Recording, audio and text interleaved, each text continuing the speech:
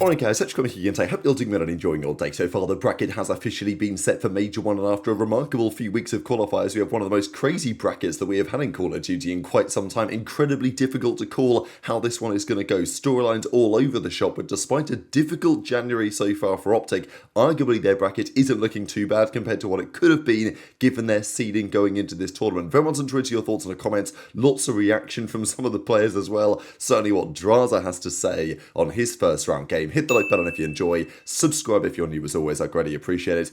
It is worth noting that this storm sweeping across the US has affected the weather. Of course, it was affecting yesterday's matches. Maybe it was affecting the ping in some of yesterday's matches as well. We'll probably talk about that to some degree later on today.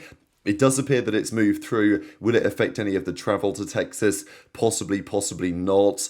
The event itself is probably still going to be okay. But yeah, this was over the event weekends because it's been hitting Dallas as well. But other parts of the country and of course up in Canada have been hit even worse. So yeah, pretty wild to see some of the images coming out of Hixie, coming out of JoeDeceives, among others over the last couple of days. We also, hopefully all's well with you guys and you're not snowed in too badly wherever you are. But let's talk about what's happening in challenges, what that means for the Pro League. So, yesterday the Challengers Cup concluded, all of the top teams playing in this one, and some interesting storylines, especially around the team that ended up winning the Challengers Cup again. They've not won one in some time, but they did win yesterday, and that was a key point, given all the talk about this guy in recent times. So, anyway, Doug had a new team, and he found himself with this new kid with the sniper, and, well, pretty disgusting. It pops a collat to close out the round on the raid. This round, though, out of a Lurqxx. So, a Lurqxx, as we know, was a big talking point back in December. FaZe paid big money to sign him onto the team. I think Zoom revealed it was like 20k they paid. There were other teams interested as well, and at the time, that seemed like a really sensible decision. And to be honest, even today, it seems like a sensible decision because of what it's meant for their actual starting roster, even if a Lurqxx is never going to see the light of day, although there are still some questions about that. There was lots of interest in this player at the time. He dominated like the second Challengers Cup back in December. Everyone was like, wow, this Lurqxx kid's unbelievable. He's already 1.5s. We've got to sign him. And pretty much on the back of one Challengers Cup. And look, the kid is obviously very good. And I think he'll be in the league at some point. But it was kind of remarkable that effectively it was one cup that got him all this talk and all this opportunity. And then he did get signed. Some teams wanted him, Surge probably wanted him, maybe Ravens at the time, right, given what they were going through.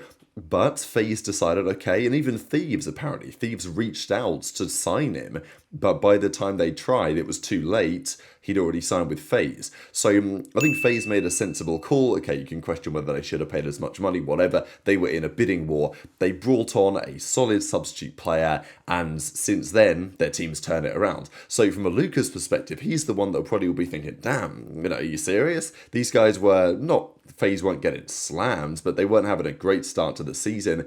And then you look back at FaZe's record and you're like, well, now they're 5-2. They've had pretty undeniably the hardest split of anyone. They played all the top teams in there. They got a nice little stat pad session in against Surge yesterday. And Lurqxx's looking, or Abuzah's looking real good. Drazah's looking significantly improved. So is 04. And it doesn't look like there's a space for a Lurqxx right now. So, but it's a talking point we'll get back to because Huntsman, they finished top 4 in the Cup. Decent bounce back for them, right? Given that they were struggling a few days ago. Top 4 in the Cup is very solid. They've got the boot camp as well. So today's Monday, tomorrow Tuesday, obviously. And they're in Dallas for a boot camp with the top teams, so the top challengers teams anyway. So that's going to be pretty exciting. Hopefully they can get some good practice in terms of the competitiveness of the tournament before everything gets underway.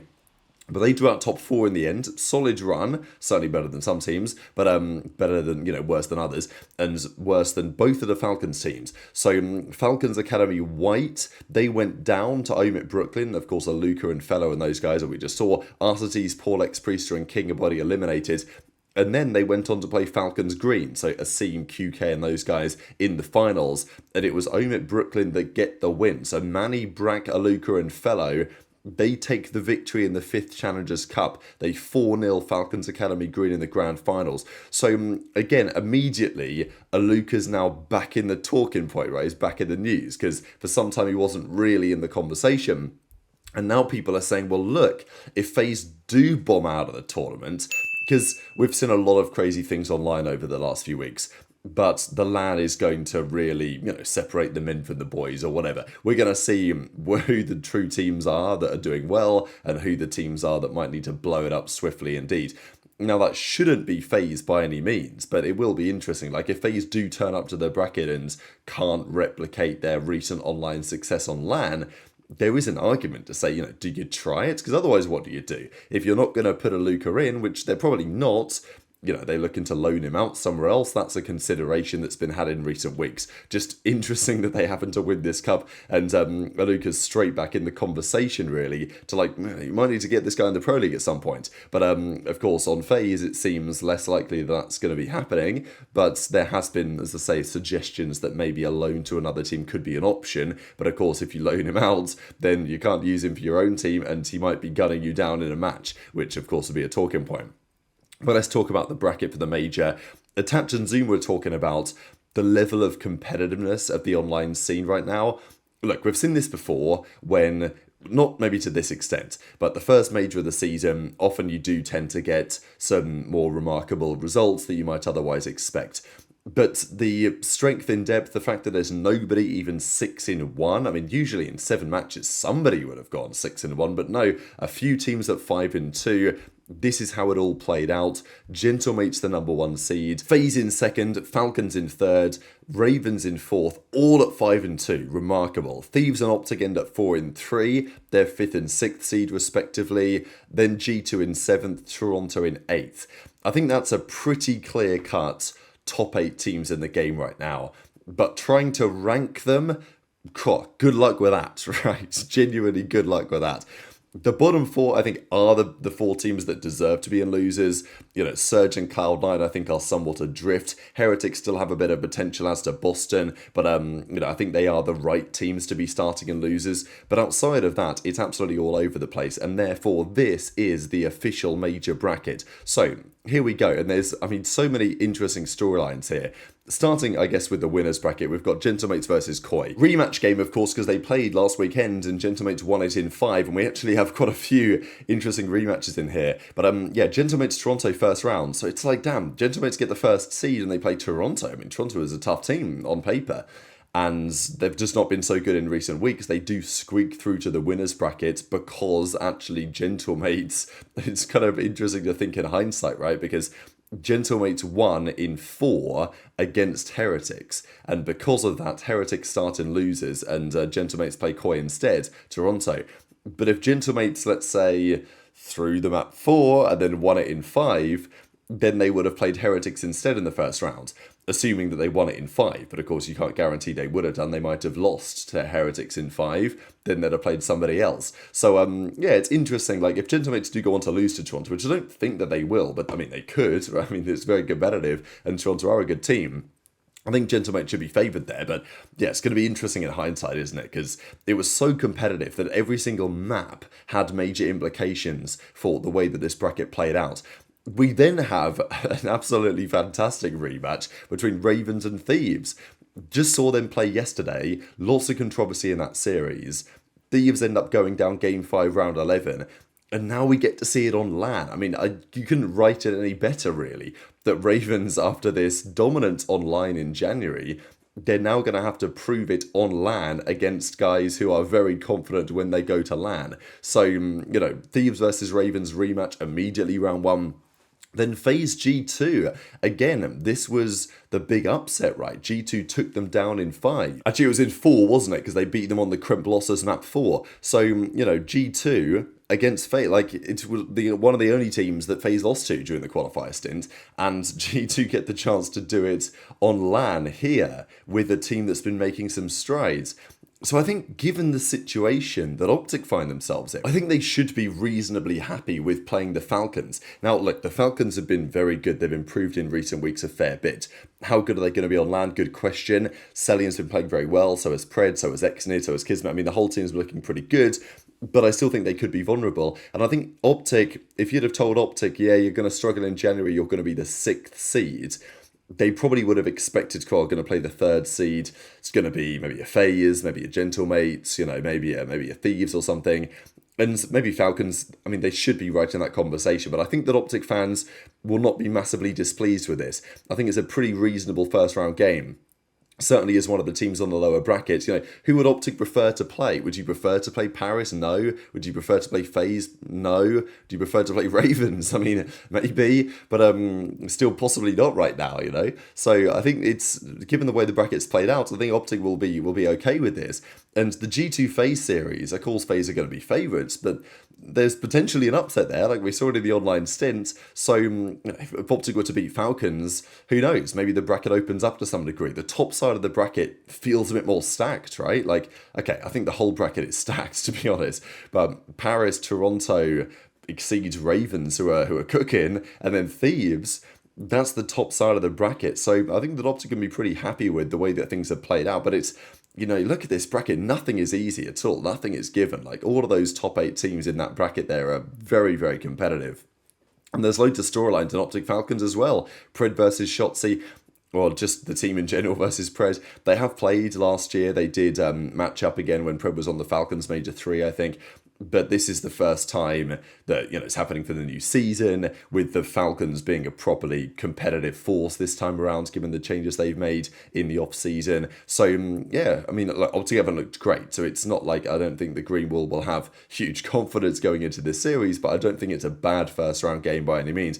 Now, the implications are that the teams will drop straight down to the respective losers bracket spots, as you see. So Surge, because they're number 12, they're the worst team, they will play the loser of Thieves and Ravens. There is just a quick, interesting tidbit to mention here, that because Surge got 3-0'd yesterday, they ended up 4 in 20 in map count in the qualifiers. So if Surge were to get 3-0'd by either Ravens or Thieves, which is very possible, then they will end the stage at a 4 in 23 map count precisely, which I'm sure that Zoom will be very happy about. So Heretics lose to Paris, or they don't necessarily lose, they play the loser of Paris versus Toronto. Surge played the loser of Ravens Thieves. Boston played the loser of FaZe and G2. I think Cloud9, they play the loser of Falcons and OpTic. So again, I think that even if OpTic were to lose to Falcons, they drop down, play Cloud9, you know, they'll be confident to win that series. So, you know, and then they would theoretically, this losers bracket team play the winner of Boston or maybe G2 or something. So, you know, I think that all things considered, OpTic, the home team, the team that really needs to make it at least to the Saturday, I think that's, obviously the goal is to make Sunday and to try and win the tournament. But the way that OpTic are playing right now, I think that if they make the Sunday, if they get, you know, top 4, top 3, that'll be a reasonable result. We know what happens at Major 1. Often they can throw up some surprises. But also they've got their ring ceremony on the Saturday. Like, they've got to be in the tournament by then. Otherwise it's going to be pretty awkward if they're collecting the rings, having already been eliminated. But yeah, that's the way the bracket plays out. We'll see how things go in the next couple of days. Drazah, pretty excited. He's on FaZe, he's playing G2, round 1. Obviously him and Kremp have a bit of a friendly rivalry, let's say. And as Drazah says, Kremp round 1 on LAN. Yes, let's go. Obviously they lost online. But Kremp says, now I'm playing the Dynasty into round 1, and he's poking the bear. What are you talking about? And, you know, Pred's in the replies as well. I think we even saw Bean says, yeah, don't say that. Last time that I did that, he threw up the double bird. Stay safe. Drazah's like, should I delete them? He's like, nah, too late. Who's in losers? Right? So, you know, good luck FaZe down there. But OpTic versus the Falcons, key storylines for the first rounds. And it's really exciting because after what happened between, not like massive drama individually, obviously we think we know at least to an extent what was happening behind the scenes in this situation. But Pred and Shotzzy, great duo a couple of years ago. And when Pred went to Falcons last year, it was like, okay, sure. And they had some competitive enough series. But it was not, you know, Falcons were not a force last year, and OpTic certainly were. This year, who knows how OpTic will get on, and Falcons, as it stands, look like a pretty competitive force as well, certainly in this online stint, getting to 5-2, and looking much improved since the start of December. So very much intrigued to your thoughts on all of this stuff in the comments below. Hit the like button if you enjoyed, subscribe if you're new, take care, and I'll see you next time. TacticalRab loves when Scrap goes live. Yo, fuck TacticalRab. Fuck that fool. Yo, shout out. He's watching this shit. Nice, Fuck him and his YouTube video. Yeah, go for it. Wait a minute. Come on.